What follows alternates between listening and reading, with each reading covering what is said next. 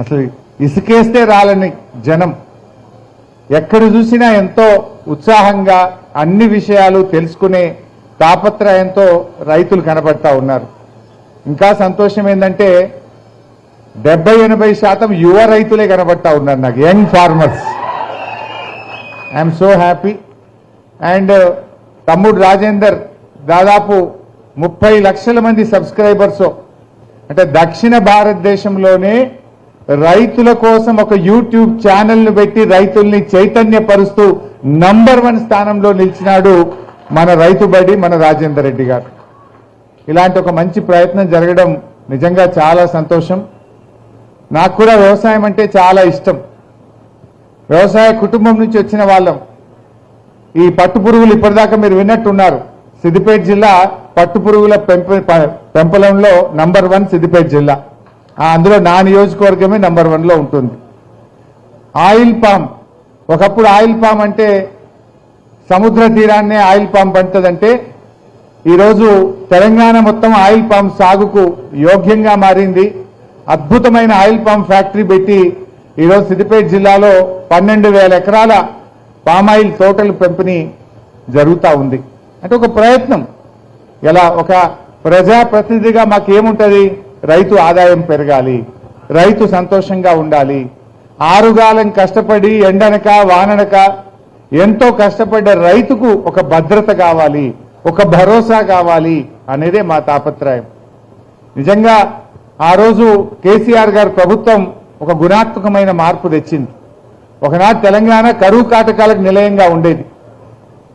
సాగునీరు కాదు కదా, త్రాగునీరుకే ఇబ్బంది పడే తెలంగాణ. పెద్ద ఎత్తున మిషన్ కాకతీయలో చెరువులు బాగా చేయడం, పెద్ద ఎత్తున చెక్ డ్యాములు నిర్మించడం, పెండింగ్ ప్రాజెక్టులు పూర్తి చేయడం, కొత్త ప్రాజెక్టులు ప్రారంభించడం వల్ల 1 కోటి ఎకరాల మాగాణిగా తెలంగాణ మారింది. ఇవాళ భారతదేశంలోనే అతి ఎక్కువ ధాన్యం ఉత్పత్తి చేసే రాష్ట్రంగా ఇవాళ తెలంగాణ తీర్చిదిద్దబడ్డది. కానీ మారుతున్న పరిస్థితుల్లో ఇవాళ మనం కూడా రైతులకు టెక్నాలజీ కావాలి. రైతులకు ఈరోజు అన్నిటికంటే చాలా టఫ్ జాబ్ ఏమైపోయిందంటే మనుషులు దొరకడం లేదు. లేబర్ పెద్ద ప్రాబ్లంగా మారింది. ఇవాళ తెలంగాణలో నాట్లు పడాలంటే పంజాబ్ నుంచో, జార్ఖండ్ నుంచో, యూపీ నుంచో, బీహార్ నుంచో, ఛత్తీస్గఢ్ నుంచి లేబర్ వస్తే తప్ప తెలంగాణ పల్లెల్లో నాట్లు పడని పరిస్థితి వచ్చింది. మరి ఇలా పంట పండిన తర్వాత ధాన్యం ఎత్తాలి అంటే బీహార్ నుంచి హమాలీలు వస్తే గాని మరి కల్లాల్లో ధాన్యం జోకే పరిస్థితి లేదు, మిల్లులలో దించే పరిస్థితి లేదు.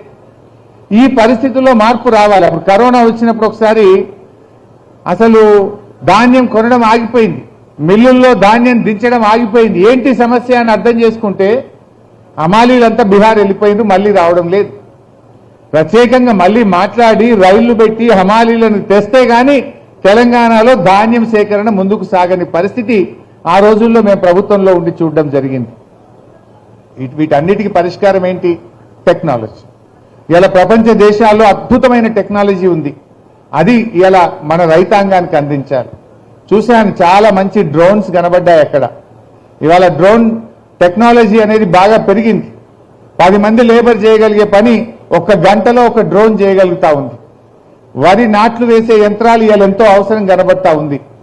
కొత్త కొత్త వరి కోత మిషన్లు కూడా నేను చైనా నుంచి వచ్చింది ఇప్పుడే చూసి ఇంటరాక్ట్ అయితే నాకు కూడా చాలా సంతోషం అనిపించింది. అంటే వరి కోత మిషన్లు కానీ, వరి నాట్లు వేసే యంత్రాలు కానీ, అదేవిధంగా పవర్ వీడర్స్ కానీ, అదేవిధంగా మరి ఎన్నో కొత్త కొత్త విషయాలు చూసాం.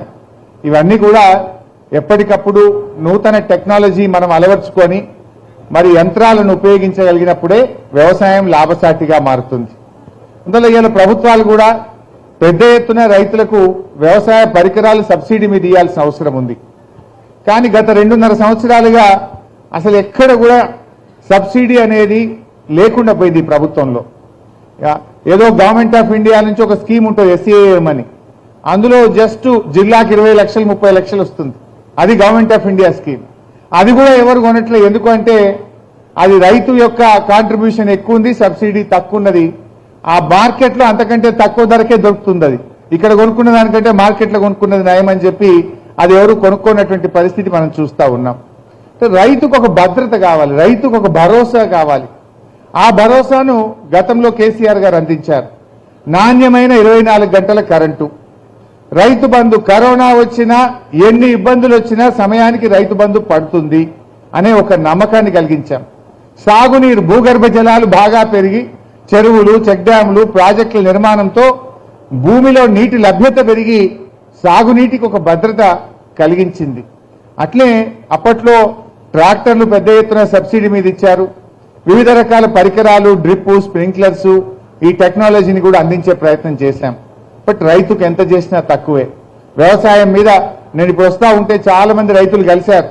అన్నా ఇంకా రైతు బంధు పడలేదు, అసెంబ్లీలో మాట్లాడు అని నన్ను అడుగుతా ఉన్నారు. అన్నా మాకు కరెంటు 12 గంటలే వస్తుంది, ఇక గతంలాగా రావడం లేదు, కనీసం రైతుకు 18 గంటల కరెంటు అవసరం, ఇంకొక 6 గంటలన్నా కరెంటు పెంచేలా చూడండి, ప్రభుత్వం మీద ఒత్తిడి తేండి అని రైతు సోదరులు నా దృష్టికి తెస్తా ఉన్నారు.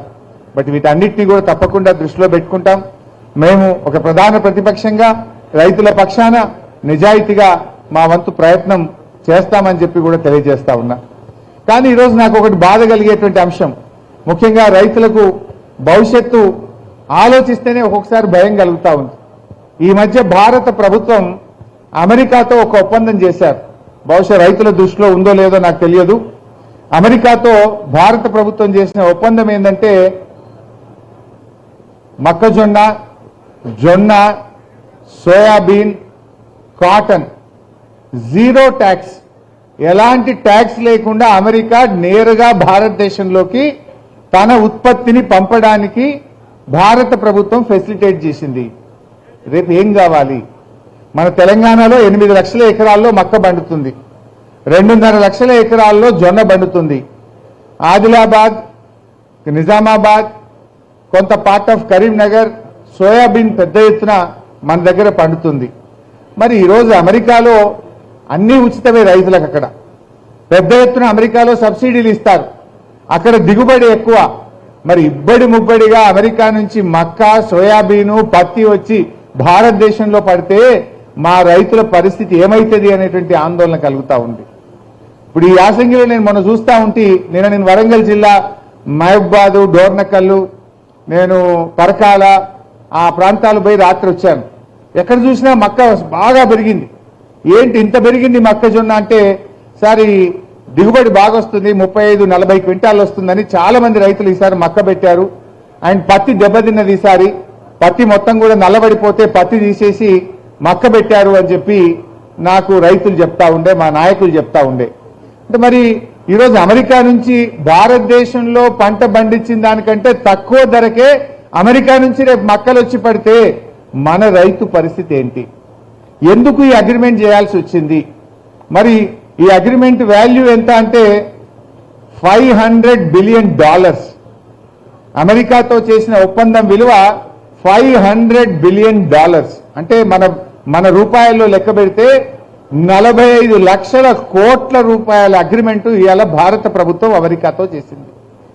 45 లక్షల కోట్ల రూపాయల మొక్కజొన్న, జొన్న, సోయాబీన్ మరి తదితర పంటలు అమెరికా మన దేశం మీద పంపితే ఈ దేశ రైతుల పరిస్థితి ఏమవుతుందో ఒక్కసారి ఆలోచించాలి. అంటే మనం చేసే అగ్రిమెంట్లు మన రైతులకు భరోసానియాలి, భద్రతనియాలి, రైతుకు మద్దతు ధర పెరగాలి. కానీ ఇబ్బడి ముబ్బడిగా విదేశాల నుంచి వచ్చి ఇక్కడ పడితే ఈ రైతుల పరిస్థితి ఏమవుతుందో ఒక్కసారి ఆలోచించాలని చెప్పి రైతుల పక్షాన నేను భారత ప్రభుత్వానికి కూడా విజ్ఞప్తి చేస్తా ఉన్నా. ఎందుకంటే మరి మన ప్రాంతం చాలా రేపు రైతులు ఇప్పుడిప్పుడే కొంత బాగుపడుతున్నటువంటి పరిస్థితి. ఆయిల్ పామ్ తోటలు పెంచాలని ఒకవైపు మనం ప్రోత్సహిస్తా ఉన్నాం. ఈ మధ్య ఏం జరిగిందంటే విదేశాల నుంచి వచ్చే crude oil, palm crude oil అప్పుడు 27% ట్యాక్స్ ఉండేది. వేరే దేశం నుంచి పామ్ క్రూడ్ ఆయిల్ మన దేశంలో దిగుమతి చేస్తే 27% ట్యాక్స్ ఉండేది. అప్పుడు మన రైతుకు పామ్ ఆయిల్ ఒక టన్నుకు దాదాపు 24-25 వేలు పడ్డది. కానీ ఇప్పుడు ఏమైంది? నాకైతే ఎందుకు తగ్గించారో తెలియదు, కానీ 27% ఉన్న పామ్ క్రూడ్ ఆయిల్ ధరను, ట్యాక్స్ను 16%కి తగ్గించారు. దానివల్ల ఏమైంది? నిన్నటిదాకా 24-25 వేలు పామ్ ఆయిల్ రైతుకు వస్తే ఇవాళ 21 వేలకు పడిపోయింది. అంటే విదేశాల నుంచి వచ్చే పామ్ క్రూడ్ ఆయిల్ కు ఎందుకోసం ట్యాక్స్ తగ్గిస్తున్నారు? మీరు ట్యాక్స్ తగ్గించడం వల్ల మన భారతదేశ రైతుకు ఏ రకంగా మేలు జరుగుతుంది, ఎందుకోసం ఈ ట్యాక్స్ తగ్గిస్తున్నారనేది ఇలా మనం ఆలోచించాలి. ఇలా ఇటు పామ్ క్రూడ్ ఆయిల్ ధర ట్యాక్స్ తగ్గించి ఇటు భారతదేశ రైతులకు తెలంగాణ రైతులకు అన్యాయం చేస్తున్నారు. మొక్కజొన్న, సోయాబీను, జొన్న, పత్తి లాంటి పంటలు ట్యాక్స్ లేకుండా అమెరికా నుంచి మన దేశానికి దిగుమతి చేయడం ద్వారా కూడా మన రైతుల పరిస్థితి రేపు ఆందోళన కలుగుతుంది, ఇబ్బందుల్లో పడేటువంటి ప్రమాదం ఉంది. వీటన్నిటిని కూడా రివ్యూ చేయాల్సిన అవసరం ఉంది. ముఖ్యంగా తమ్ముడు రాజేందర్ చాలా బాగా ఈ షో నిర్వహించారు. ఈ రాష్ట్ర ప్రభుత్వం కూడా ఇలాంటి కార్యక్రమాలు ప్రభుత్వం చేయాలి. ఇలా ఒక వ్యక్తిగా ప్రభుత్వం చేయలేని పనిని ఒక వ్యక్తిగా తమ్ముడు రాజేందర్ రెడ్డి చేసినందుకు మరోసారి అభినందిస్తూ, మరి రైతులుగా మీరు కూడా ఇలాంటి మంచి షోస్ ద్వారా ఉత్సాహాన్ని పొందండి. ఇందాక నా పక్కన సంతోష్ అని మహారాష్ట్ర రైతు, ఐ వాజ్ ఆస్కింగ్ హిమ్, ఆయన ఏం పంట పండిస్తావంటే చెరుకు, టమాటా అని, అదేవిధంగా క్యాప్సికమ్ అని చెప్పాడు. మీరు ఎన్ని టన్నుల చెరుకు వస్తుంది ఒక ఎకరానికి అని అడిగాను. 70 నుంచి 80 టన్నుల చెరుకు పండిస్తాను అని సంతోష్ చెప్తున్నాడు. నేను మా జహీరాబాద్లో కానీ నారాయణ్ ఖేడ్, సంగారెడ్డి అటు తిరుగుతున్నప్పుడు మా చెరుకు రైతులను అడిగేవాడిని, ఎన్ని టన్నులు వస్తుంది బాబు అంటే 40 టన్నులు వస్తుందన్నా, మంచి రైతు అయితే 50 టన్నులు వస్తుంది అన్నారు. మరి పక్కనే మహారాష్ట్రలో ఆయన 80 టన్నులు తీయగలుగుతున్నాడు. అదే నీళ్లు, అదే పెట్టుబడి, అదే కష్టం. 30 టన్నులు అధికంగా వస్తే అది మొత్తం లాభమే కదా. మరి అలాంటి పరిస్థితి మనం ఎలా చేయాలి? అలాంటి రైతుల నుంచి మనం కూడా మాటలు వినడం ద్వారా, నేర్చుకోవడం ద్వారా మన రైతు కూడా అధిక దిగుబడిని సాధించగలిగితే ఇలాంటి షోస్ మనకు ఉపయోగపడతాయి. అంటే టెక్నాలజీని, ఆలోచనలు, కొత్త ఆలోచనలు రేకెత్తించడంలో ఎలా అవుట్కమ్ తేవచ్చు, ఎలా అవుట్పుట్ పెంచవచ్చు, ఎలా ప్రొడక్షన్ పెంచవచ్చు, ఎలా మనం ఖర్చులు తగ్గించుకోవడం. ఇలా లేబర్ విషయంలో కానీ, ఇలా యూరియా దొరకలేదు. యూరియా దొరకక నేను చూస్తున్న ఈ మధ్యలో గ్రామాల్లో పోతే అంతా డ్రోన్సే కనబడుతున్నాయి. ఏందబ్బా ఇలా కొత్తగా డ్రోన్స్ వచ్చినాయంటే, అన్న ఈ యూరియా దొరకలేదు కనుక లిక్విడ్ యూరియాని తెచ్చి డ్రోన్ ద్వారా రైతులు చల్లే ప్రయత్నం చేస్తున్నారు. కాకపోతే ఎలా ఉన్నాయి రిజల్ట్స్ అంటే, ఆ యూరియా చల్లినంత అయితే అనిపిస్తలేదన్నా, ఇక దొరకలేదు కనుక ఇట్లా కొడుతున్నాము అంటున్నారు. ఆ డ్రోన్ కాస్ట్ ఎంత? ఒక గంటకు 500, 600 ఛార్జ్ చేస్తున్నారు. అంటే నీకు లిక్విడ్ యూరియా కొంటే 250 రూపాయలు, ఈ చల్లడానికి 600 రూపాయలు, అంటే ఒక ఎకరానికి 850 రూపాయలు ఖర్చు అవుతా ఉంది. అదే యూరియా బస్తా 300కి దొరుకుతుంది మనకి. కానీ 300తో అయిపోయేదానికి 800 రూపాయలు ఖర్చు పెడుతున్నాం. 2 బస్తాలన్నా 600 రూపాయలు. ఆ యూరియా దొరకకపోవడం వల్ల లిక్విడ్ యూరియా కొడితే 300, 400 రైతు మీద భారం పెరుగుతూ ఉన్నది. భారం పెరగడమే కాదు, ఆ దిగుబడి కూడా. ఈ ఫిజికల్ గా యూరియా చల్లితే మొక్కను బట్టి చల్తాడు. జర బక్కగున్నదనుకో 2 రాళ్ళు ఎక్కువ వేస్తాడు, మొక్క బలంగా ఉన్నదనుకో 2 రాళ్ళు తక్కువ వేస్తాడు, అందాజ మికలు చల్లుకుంటాడు. కానీ డ్రోన్తో కొట్టే ఏమవుతుంది, అది నీ కంట్రోల్లో ఉండదు, అంతా సమానంగా పడుతూ ఉంటుంది. సో ఆ ప్రాబ్లమ్స్ ఉన్నాయి, ప్రాక్టికల్ ప్రాబ్లమ్స్, ఫీల్డ్లో ఉండేటువంటి చాలా ప్రాబ్లమ్స్ కూడా ఉన్నాయి. ఈ యాప్ గొడవలు చాలా ఎక్కువైతున్నాయి. ఇందాక ఒక రైతు నాకు కలిశాడు, ఏమంటున్నాడంటే ఆయన మహబూబాబాద్ జిల్లా ఇక్కడే కలిశాడు. అన్న నేను 4 ఎకరాలు వరేశాను, నాకు పాస్బుక్ లేదు, పాస్బుక్ లేకపోవడం వల్ల నాకు యూరియా దొరకలేదు, నా పరిస్థితి ఏంటి అని నన్ను ప్రశ్నిస్తా ఉన్నాడు అతను. మరి పాస్బుక్ ఉంటేనే యాప్ పెట్టాడు, పాస్బుక్ ఉంటేనే 2 సంచులు ఇస్తా ఎకరానికి అంటుండు. మరి ఏం చేస్తున్నారో తమ్మి, మరి ఎట్లా తీస్తున్నావు, మరి పాస్బుక్ లేదు కదా అంటే ఏం చేయమంటావన్నా, బ్లాక్లో కొనుక్కుంటున్నా, బ్లాక్లో కొనుక్కొని ఏదో తెచ్చి వేసుకుంటున్నా, 600కి 700కి సంచి తెచ్చుకుంటున్నా అంటుండు. ఇవన్నీ ఆలోచించాలి. ప్రభుత్వం యాప్ పెట్టేటప్పుడు మరి పాస్బుక్లు ఇప్పుడు 8 నెలలు అయింది, కొత్త పాస్బుక్లు రావట్లేదు ఈ రాష్ట్రంలో. ఎవరైనా భూమి కొనుక్కుంటే కొత్త పాస్బుక్ రాక 8 నెలలు అయింది. కొంతమంది బంచరాయి భూములు, అసైన్డ్ భూములు, ఇలాంటి భూములు కూడా ఎన్ని లక్షల ఎకరాల్లో సాగు చేస్తూ ఉన్నారు. అలాంటి వాళ్ళకు కూడా చాలా మందికి పాస్బుక్లు లేవు. యాప్ పెట్టి పాస్బుక్ లేదనే పేరిట రైతులకు కూడా కొంత ఇబ్బంది కలుగుతూ ఉంది. ఇవన్నీ విషయాలను రైతు కోణంలో ఇవాళ ప్రభుత్వాలు ఆలోచించాల్సిన అవసరం ఉంది. మరి ఫిబ్రవరి 21వ తేదీ వచ్చింది, ఇంకా రైతు బంధు డబ్బులు పడలేదు. సకాలంలో రైతు బంధు కూడా అందించాలని కూడా నేను ఈ సందర్భంగా ప్రభుత్వాన్ని కోరుతూ, సరే ఏది ఏమైనా తప్పకుండా రైతుల మనసుల్లో ఏముందో రైతులతో ఇంటరాక్ట్ అయినప్పుడు చాలా విషయాలు మాకు కూడా తెలుస్తా ఉన్నాయి. ఈ అన్ని విషయాలు రాబోయే బడ్జెట్ సమావేశాల్లో, అసెంబ్లీ సమావేశాల్లో రైతుల పక్షాన ప్రభుత్వం మీద ఒత్తిడి తేవడానికి, ఇలాంటి మంచి వ్యవసాయ పరికరాలకు పెద్ద ఎత్తున బడ్జెట్లో సబ్సిడీ పెట్టే విధంగా కూడా మీ తరఫున ప్రభుత్వం మీద ఒత్తిడి తెస్తామని, మీ తరఫున మీ ఆలోచనలను ప్రభుత్వానికి చెప్పే ప్రయత్నం చేస్తాం. ఏది ఏమైనా ఇలాంటి అగ్రి షోస్ తమ్ముడు నెక్స్ట్ ఇయర్ ఇంకా పెద్దగా పెడతాను, 5 రోజుల పాటు పెడతానన్నాడు. I congratulate him. ఇంకా ఆయనకు ఎలాంటి సహాయ సహకారాలు కావాలన్నా వ్యక్తిగతంగా మా తరఫున కూడా అందిస్తామని చెప్పి కూడా తమ్ముడికి నా యొక్క మనస్ఫూర్తిగా ఆశీస్సులు, అభినందనలు. ఇంతమంది రైతుల ఆశీస్సులు కూడా నీకు దొరుకుతాయి.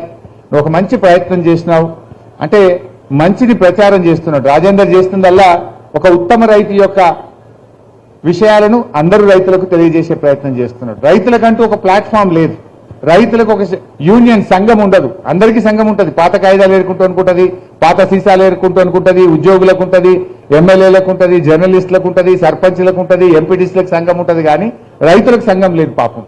ఆ రైతులను సంఘటితం చేస్తున్నాడు రాజేందర్ రెడ్డి. ఇలా 30 లక్షల మంది రైతులను ఒక యాప్ కిందికి, ఒక సబ్స్క్రైబర్స్ ని పెట్టి 30 లక్షల మంది రైతులకు ఒక మార్గదర్శకత్వాన్ని, ఒక సంఘటితం చేసే ప్రయత్నాన్ని తమ్ముడు రాజేందర్ చేయడం నిజంగా చాలా సంతోషం. ఆయన చేసే ఒక ప్రయత్నంలో కొన్ని వేలాది మంది రైతు కుటుంబాలు బాగుపడుతున్నాయి.